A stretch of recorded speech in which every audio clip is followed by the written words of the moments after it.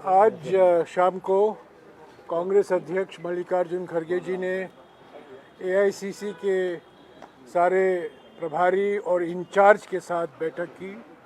33 प्रभारी और इंचार्ज मौजूद थे, राहुल गांधी जी भी थे और जो अभी 8 और 9 को एआईसीसी सेशन होने वाला है अहमदाबाद में, उस पर लंबी चर्चा हुई।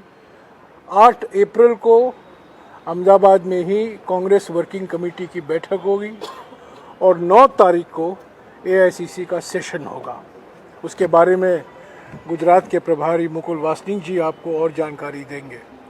इसके अलावा 27 मार्च, 28 मार्च और 3 अप्रैल को इसी इंदिरा गांधी भवन में नई दिल्ली में देश के सारे ज़िला कांग्रेस कमेटी अध्यक्षों की एक बैठक बुलाई गई है।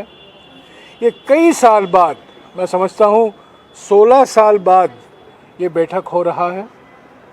सारे डीसीसी अध्यक्ष करीब 700 लोग यहाँ आएंगे। 250 3 दिन का होगा, 27 मार्च, 28 मार्च और 3 अप्रैल को। और इस बैठक का मकसद है कि डीसीसी को और मजबूत कैसे बनाया जाए और डीसीसी को केंद्र में कैसे हम लाए जाए हमारे संगठन में। ये जैसा कि आप जानते हैं, बेलगावी में 26 दिसंबर 2024 को नव सत्याग्रह बैठक हुआ था और वहाँ जो रेजोल्यूशन पारित किया गया, नव सत्याग्रह रेजोल्यूशन संकल्प, उसमें हमने ये कहा था कि 2025 संगठन का वर्ष होगा। संगठन सृजन कार्यक्रम की घोषणा की थी और उसी संदर्भ में 27 मार्च, 28 मार्च और 3 अप्रैल को डीसीसी अध्यक्षों की बैठक बुलाई गई है और उस पर लंबी चर्चा होगी। और आज शाम को करीब 3 घंटे तक खड़गे जी, राहुल जी और सभी प्रभारी और इंचार्ज इन 2 विषयों पर उन्होंने बातचीत की। मैं अभी मुकुल वासनिक जी से गुजारिश करूंगा कि हमारे जो एआईसीसी सेशन होने वाला है और कांग्रेस वर्किंग कमेटी की बैठक होने वाली है 8 तारीख अप्रैल अहमदाबाद में, उसके बारे में वो जानकारी दें। नमस्कार साथियों, जैसा कि जयराम रमेश जी ने बताया, 8 और 9 अप्रैल को अहमदाबाद में साबरमती के तट पर अखिल भारतीय कांग्रेस कमेटी का अधिवेशन होने जा रहा है। 1907 में सूरत में, उसके बाद हरिपुरा, जहां पर सुभाष चंद्र बोस कांग्रेस की अध्यक्षता करी, फिर आज़ादी के बाद 1961 में भावनगर में अखिल भारतीय कांग्रेस कमेटी का अधिवेशन हुआ।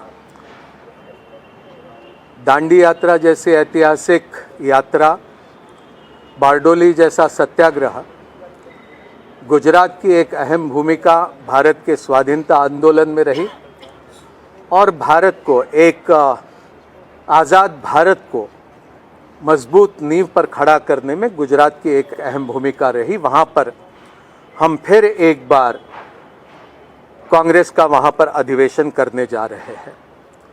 इस वर्ष सरदार वल्लभ भाई पटेल जी की 150वीं जयंती भी पूरे मुल्क में मनाई जा रही है और आज के राजनीतिक परिप्रेक्ष्य में ये हमारा अधिवेशन बहुत महत्वपूर्ण रहेगा। हमारी 8 तारीख को जो कार्यकारी की बैठक होगी वो एक एक्सटेंडेड कार्यकारी की बैठक होगी, जिसमें हमारे सीडब्ल्यूसी के तमाम साथियों के साथ साथ एक्सटेंडेड वर्किंग कमेटी में जो तमाम साथी आते, जिसमें प्रदेश कांग्रेस कमेटी के अध्यक्ष और हमारे विधायक दल के नेता रहते हैं, वो सभी उसमें शामिल होंगे। उस दिन वहाँ पर जो एआईसीसी के अधिवेशन में प्रस्ताव रखा जाएगा उस पर चर्चा होगी, उसको एक अंतिम रूप दिया जाएगा और वहीं प्रस्ताव को लेकर दूसरे दिन यानी 9 अप्रैल को हम अधिवेशन के समक्ष उसे प्रस्तुत करेंगे। सुबह से लेकर शाम तक के 9 तारीख को ये अधिवेशन पूरा होगा और हम ये उम्मीद रखते हैं कि ये एक बहुत ही महत्वपूर्ण घटना आने वाले समय में साबित होगी।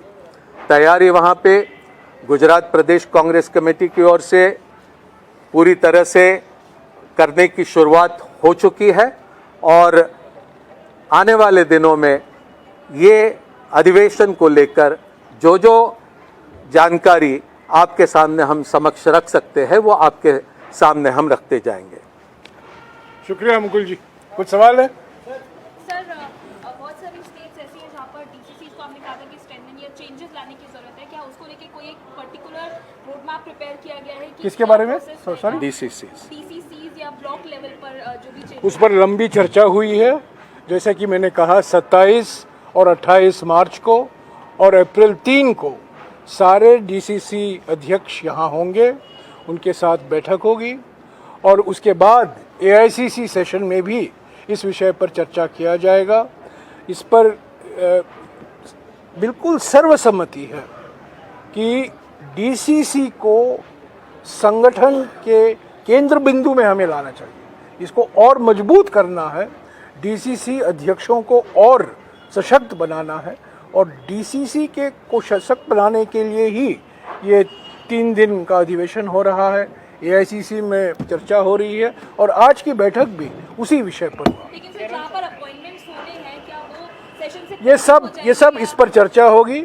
आज विस्तार से इस विषय पर चर्चा हुआ और सभी लोगों ने ये राय दी कि हमें डीसीसी को और मजबूत और सशक्त बनाना है। कैसे होगा, क्या प्रक्रिया अपनाई जाएगी, इस पर अगले कुछ दिनों में बातचीत चलती रहेगी और डीसीसी के जो 3 दिन का अधिवेशन है 27, 28 और 3 अप्रैल के बाद हम आपके साथ जो डिटेल है, जो एक नया स्वरूप दिया जाएगा डीसीसी को, उसकी जानकारी हम देंगे। जयराम सर, जिस तरह से पहले कांग्रेस में था कि डीसीसी की भी राय ली जाती थी, टिकट बंटवारे में भी उसकी राय कुछ इस पर मुकुल जी आप कुछ कहना चाहते हैं? इस तरह की व्यवस्था की जाएगी? देखिए, जयराम रमेश जी ने अभी बताया कि बड़ी लंबी चर्चा इस विषय पर हुई है।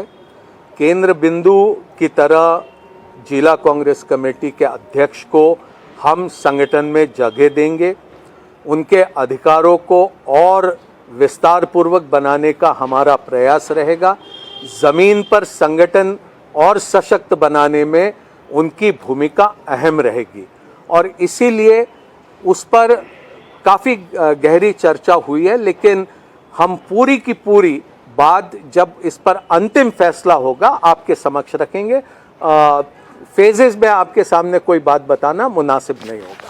सर, गुजरात को ही आपने अधिवेशन के लिए चुना क्योंकि इससे पहले राहुल गांधी ये कह के आए, कहा उन्होंने संसद में भी कि हम गुजरात में भाजपा को हराएंगे, उससे पहले खुद वो वहाँ होकर आए।